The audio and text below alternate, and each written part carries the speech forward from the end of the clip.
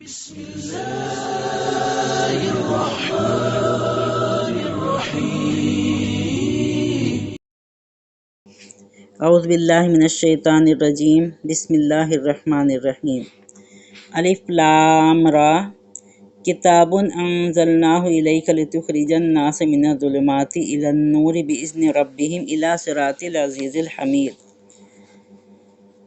الف لام را حروف مقطعات.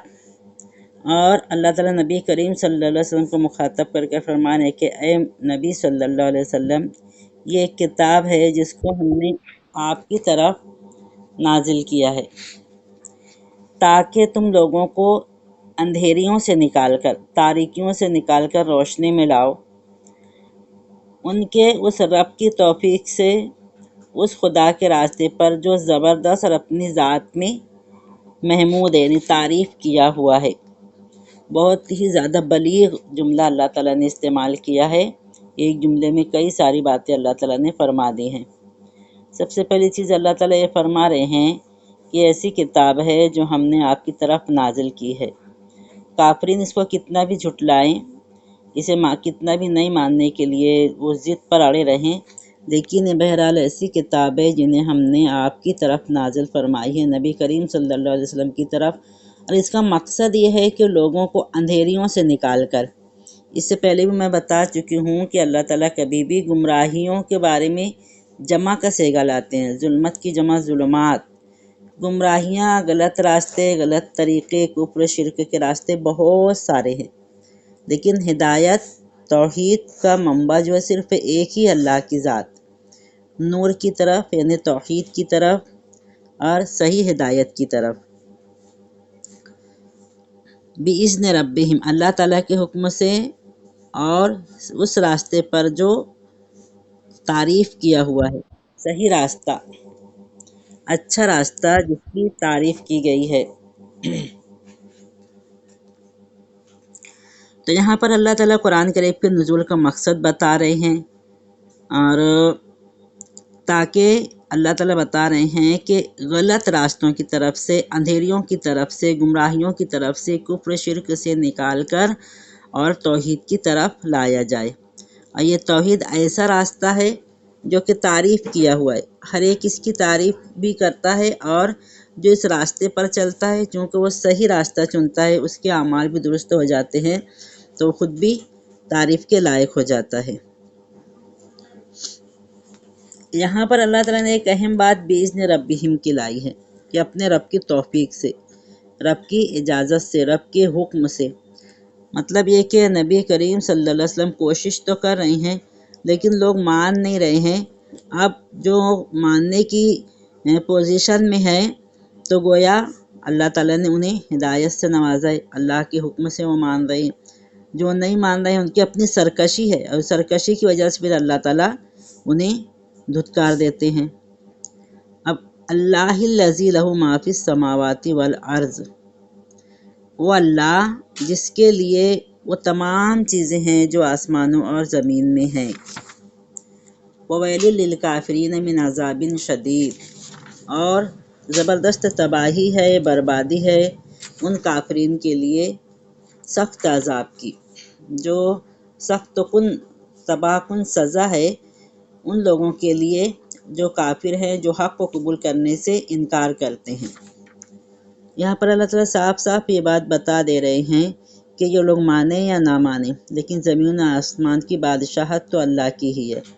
ایک ہی رب ہے جس نے اس دنیا کی تخلیق کی ہے، اس دنیا کو بنایا ہے، اور اس کے نظام کو بھی اللہ تعالیٰ چلا رہے ہیں، اور اس میں کوئی دوسرا تیسرا کوئی بھی اس میں شریک نہیں ہے. اللہ ہی کی کائنات ہے، اللہ نے اسے بنایا، اللہ ہی اسے چلا رہے ہیں. توحید خالص. اور جو کافرین ہیں جو اس کا انکار کر رہے ہیں ان کو جو ہے تو سخت عذاب کی سزا اللہ تعالیٰ نے ان کے لیے مقرر کر رکھی ہے. اب اس کی تشریح میں اللہ تعالیٰ آگے فرما رہے ہیں الذین یستحبون الحیات الدنیا، وہ لوگ جو کہ پسند کرتے ہیں دنیا کی زندگی کو، ترجیح دیتے ہیں دنیا کی زندگی کو آخرت پر. وَيَصُدُّونَ عَن سَبِيلِ اللَّهِ، اور اللہ کے راستے سے روکتے ہیں. وَيَبْغُونَهَا عِوَجًا، اس میں کجی تلاش کرتے ہیں. ٹیڑھاپن تلاش کرتے ہیں، یعنی وہ اللہ کی مرضی کے تابع نہیں رہنا چاہتے۔ سب سے پہلے تو یہ کہ دنیا کی زندگی کو آخرت پر ترجیح دینا، یہ اللہ تعالیٰ اگرچہ کافرین مشرکین کے بارے میں فرما رہے ہیں، لیکن آج ہر ایک کے اپنے آپ کو اس آیت پر ٹیسٹ کرنے کی ضرورت ہے کہ کس طریقے سے ہم جو ہیں تو دنیا کی زندگی کو آخرت پر ترجیح دے رہے ہیں، اور ہر وہ دنیاوی عیش و آرام جو کہ ہمیں آخرت سے دور کرتا ہے، اس میں دھیرے دھیرے سب مبتلا ہوتے چلے جا رہے ہیں۔ اور وَيَصُدُّونَ عَن سَبِيلِ اللَّهِ، اگر کچھ لوگ اس راہ پر قائم رہنے کی کوشش بھی کرتے ہیں تو انہیں اس سے ہٹانے کی کوشش کی جاتی ہے، لوگ جو ہے تو اس سے منع کرتے ہیں، اور جو دنیاوی چیزیں ہیں، دنیا کی محبت ہے، دنیا کو عیش آرام ہے، اسے اپنانے کی تلقین کرتے ہیں۔ یہ صرف وہ کافر نہیں کر رہے تھے، آج اہل ایمان بھی یہی کام کر رہے ہیں۔ اگر کوئی صحیح طریقے سے کوئی کام کرے گا تو اسے جو ہے تو طعن و تشنیع کیا جاتا ہے، اور اسے صحیح راستے پر قائم نہیں رہنے دیا جاتا، اور غلط جو راستہ ہے اس کی طرف لوگوں کو چلنے کی ترغیب دی جاتی ہے، تلقین کی جاتی ہے۔ اولئک فی ضلال بعید، یہی لوگ ہیں کہ بہت بڑی گمراہی میں پڑے ہوئے ہیں، گمراہی میں بہت دور نکل چکے ہیں۔ اگرچہ یہ جملہ اللہ تعالیٰ نے کافرین کے بارے میں ارشاد فرمایا ہے، لیکن ہم غور کریں گے تو اس میں آج تمام ہی لوگ مبتلا نظر آتے ہیں، اور اگر ہم اپنا جائزہ لے کر اس سے اپنے آپ کو دور کرنے کی کوشش نہیں کریں گے تو اللہ نہ کرے کہ فی ضلال بعید کے زمرے میں ہماری قوم بھی شامل ہو جائے گی، اللہ نہ کرے۔ تو اس لیے ہمیں غور کرنا ہے، اپنے آپ کا جائزہ لینا ہے کہ دنیا کی محبت ہم پر غالب ہے، ہمارا اڑنا بچھونا، ہمارا دوڑ بھاگ، ہماری ساری چیزیں کیا صرف دنیا کے لیے ہے کہ ہم آخرت کے لیے بھی اپنا کچھ وقت لگا رہے ہیں، آخرت کے لیے بھی تیاری کر رہے ہیں، اور دوسروں کو اس کی ترغیب بھی دلا رہے ہیں، نہ یہ کہ اس سے روک رہے ہیں بلکہ اس کی ترغیب بھی دلانا ہے۔ تو انشاءاللہ ہم گمراہی میں دور نہیں نکلیں گے، اگر آج بھی اپنا جائزہ لے کر ہم اپنی اصلاح کر لیں تو ہم آخرت کے قریب ہو جائیں گے، آخرت کی تیاری کرنے کے قریب ہو جائیں گے، دنیا کی گمراہی میں انشاءاللہ دور تک نہیں جائیں گے۔ وَمَا أَرْسَلْنَا مِن رَّسُولٍ إِلَّا بِلِسَانِ قَوْمِهِ، اللہ تعالیٰ فرما رہے ہیں کہ ہم نے کسی بھی رسول کو اس کی قوم کی ہی زبان میں بھیجا۔ یہ بھی اللہ تعالیٰ کی ایک بڑی حکمت ہے کہ جس زبان کے ماننے والے ہوتے تھے انہی کی زبان، توریت اور زبور جو تھی، تو انجیل جو تھی، توریت اور انجیل وہ عبرانی زبان میں نازل ہوئی، ان کے جاننے والے وہاں موجود تھے، اور قرآن مجید عربی زبان میں نازل ہوا کیونکہ عربی زبان کے جاننے والے وہاں موجود تھے۔ چونکہ جو لوگ مخاطب ہیں انہی کی زبان میں اگر قرآن مجید نازل کیا جائے تو آسانی سے سمجھ سکتے ہیں، اور بعد میں پھر ہماری اگرچہ عربی زبان نہیں ہے لیکن اللہ تعالیٰ نے ہمارے لیے بھی سمجھنے کے سارے مواقع پیدا فرما دیے ہیں، لیکن جو اولین مخاطب تھے ان کی زبان میں نازل کرنا بہت ضروری تھا تاکہ وہ لوگ سنتے ہی سمجھ جائیں اور اس پر عمل کرنے کی حتی الامکان کوشش کریں۔ لِيُبَيِّنَ لَهُمْ، کسی بھی قوم کی زبان، جس قوم میں نبی بھیجے گئے انہی کی زبان میں قرآن مجید نازل کیا گیا تاکہ ان کو سب کھول کر اچھی سے بات سمجھائی جائے، ان کی اچھی سے سمجھ میں بات آ جائے، اور انہیں یہ عذر پیش کرنے کا موقع نہ ملے کہ جو اللہ تعالیٰ کی تعلیمات ہم تک آئی ہیں وہ ہماری سمجھ میں ہی نہیں آئی، پھر ہم اس پر ایمان کیسے لائیں۔ اور ایک مطلب اس کا یہ بھی ہے کہ اللہ تعالیٰ نے صرف معجزہ دکھانے کے لیے یہ نہیں کیا کہ رسول تو کسی اور زبان کے ماننے والوں میں بھیجے اور زبان کوئی اور رکھی، بلکہ اللہ تعالیٰ نے اس قوم کی آسانی کے لیے اسی زبان میں رسول بھیجے جو زبان اس قوم جانتی تھی جس میں رسول بھیجے گئے تھے۔ وَيُضِلُّ اللَّهُ مَن يَشَاءُ وَيَهْدِي مَن يَشَاءُ، تو اللہ تعالیٰ اس کے ذریعے سے گمراہ کر دیتے ہیں جسے چاہتے ہیں، ہدایت دیتے ہیں جسے چاہتے ہیں۔ یہاں پر دو مفہوم آئے ہیں، من یشاء میں اللہ تعالیٰ کا بھی چاہنا آئے گا، اور من یشاء جو لوگ چاہتے ہیں، مطلب جو گمراہ ہونا چاہتے ہیں تو اللہ تعالیٰ نے گمراہ بھی کر دیتا ہے، اور جو وَيَهْدِي اور ہدایت دیتے ہیں اللہ تعالیٰ من یشاء جو ہدایت حاصل کرنا چاہتے ہیں۔ یہ اللہ تعالیٰ نے ایسے بلیغ انداز اختیار کیا ہے کہ دونوں کی طرف آتی ہے، اور یہ ہم کئی بار یہ چیز پڑھ چکے ہیں کہ جو ہدایت حاصل کرنا چاہتے ہیں اللہ تعالیٰ اس کے لیے پورے مواقع پیدا فرماتے ہیں، اور جو ہدایت نہیں حاصل کرنا چاہتے، گمراہ ہونا چاہتے ہیں، تو پھر اللہ تعالیٰ اس کی رسی اسی راستے میں ڈھیلی چھوڑ دیتے ہیں، وہ اسی راستے میں بڑھتا چلا جاتا ہے۔ وَهُوَ الْعَزِيزُ الْحَكِيمُ، اور وہ بہت زبردست حکمت والا ہے۔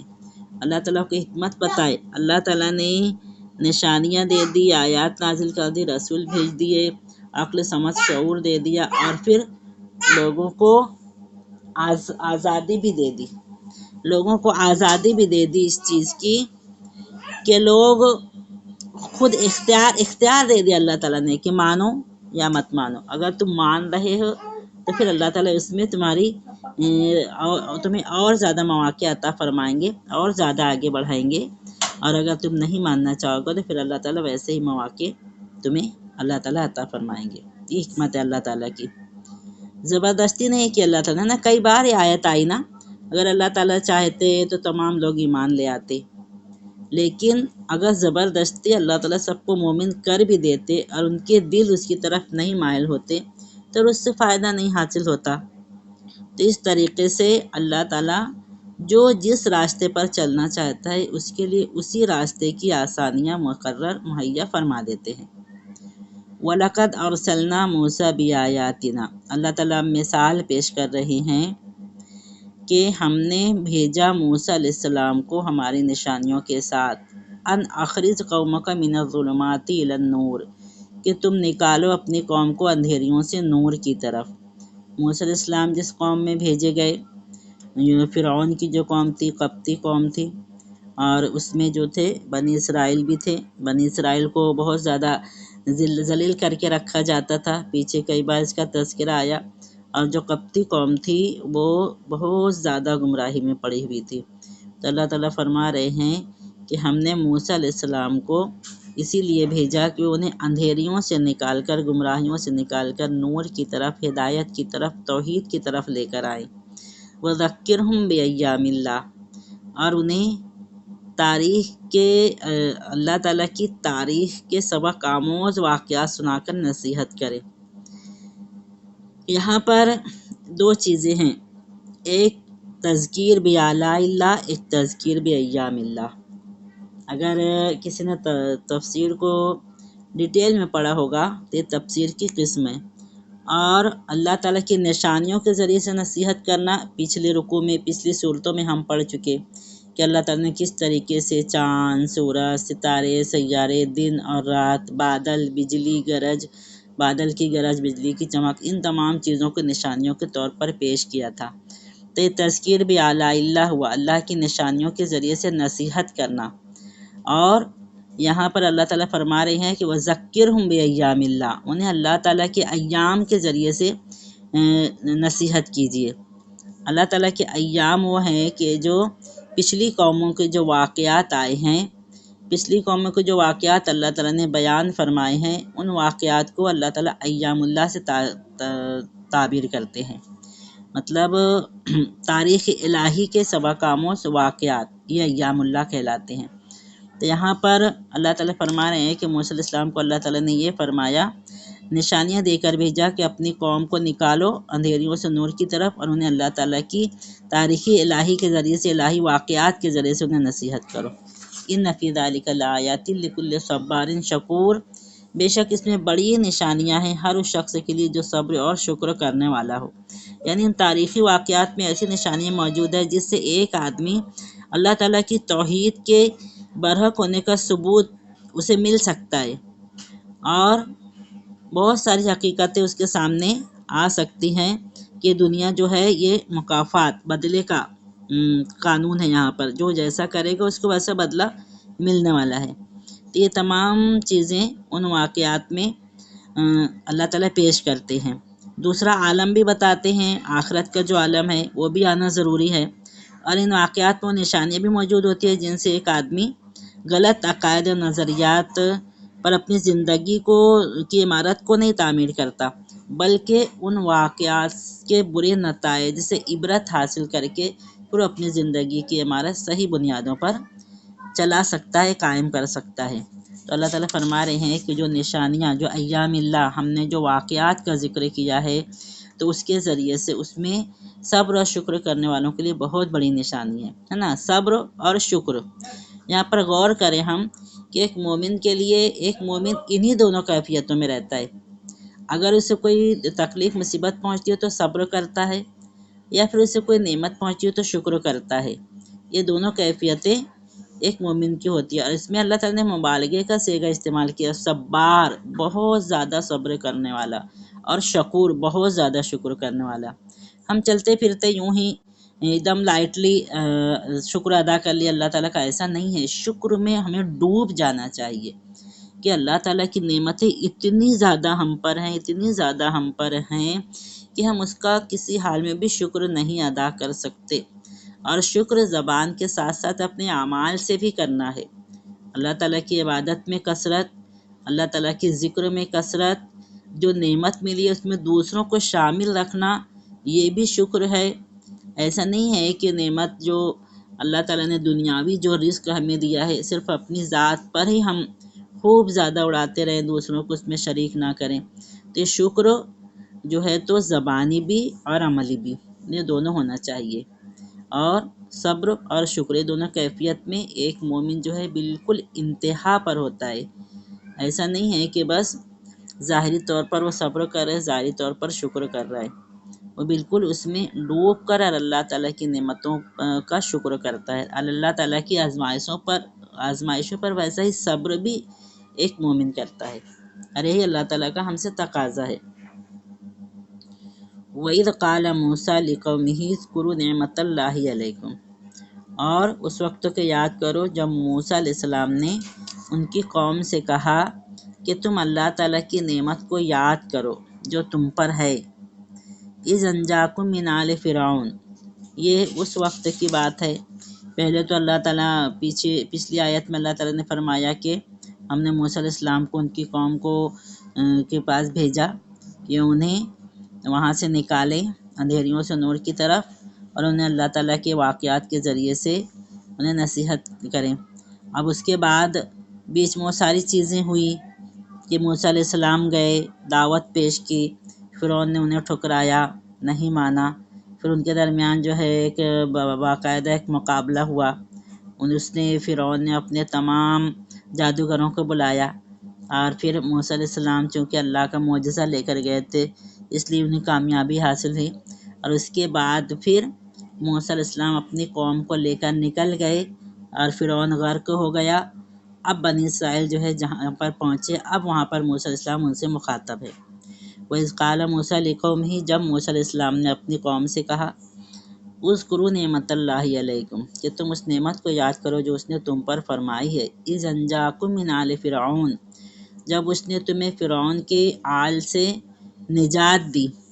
یسومونکم سوء العذاب، یہاں پر آل فرعون آتا ہے نا، اس سے پہلے بات آ چکی ہے کہ موسیٰ علیہ السلام جس فرعون کے دربار میں پرورش پائے وہ دوسرا فرعون تھا، اور اس کے بعد یہ جو تھا آل فرعون ہے، یہ دوسرا فرعون تھا۔ تاریخ میں باقاعدہ ان لوگوں کے نام بھی آتے ہیں، بہرحال ہم اس کی ڈیٹیل میں نہیں جائیں گے۔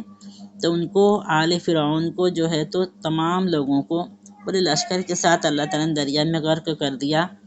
یسومونکم سوء العذاب، یاد دلا رہے ہیں موسیٰ علیہ السلام کہ وہ لوگ تمہیں بہت برا عذاب دیتے تھے۔ وَيُذَبِّحُونَ أَبْنَاءَكُمْ، تمہارے بیٹوں کو ذبح کر دیا کرتے تھے نا۔ میں کئی بار یہ بات آپ لوگوں کو بتا چکی ہوں کہ تھوڑی دیر ہم اس کو سرسری پڑھ کے نہ گزر جائے، بلکہ تھوڑی دیر رک کر سوچیں کہ گھر میں جب ایک بچے کی پیدائش ہونے والی ہے، کتنا خوشی کا ماحول ہے، پیدائش ہوتی ہے، لیکن اگر اسی وقت حکومت کے کارندے آئیں اور اس بچے کو لے کر اسے ذبح کر دیں تو کیا گزرتی ہوگی ان لوگوں کے اوپر۔